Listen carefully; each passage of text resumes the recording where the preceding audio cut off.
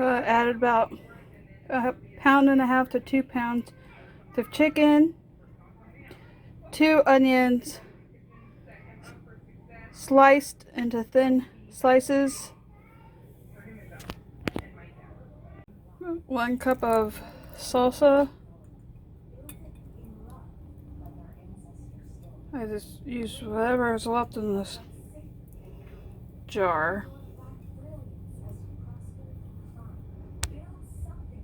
1 packet of fajita seasoning, or you can do a packet of taco mix seasoning, or you could do 3 tablespoons of taco seasoning or 3 tablespoons of fajita seasoning.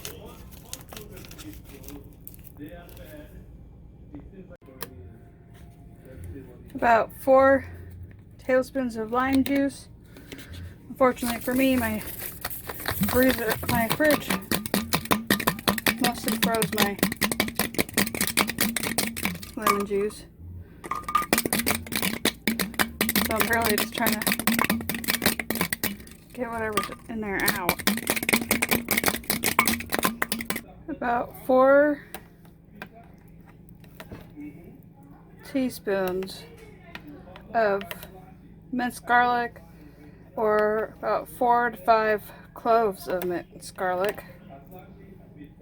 1 can of rotel diced tomatoes and green chilies. Mixing and tossing this all together. Chicken fajitas is what's for dinner. Well, this is as good as it's gonna get. So all mixed together, and we're gonna put the lid on and cook it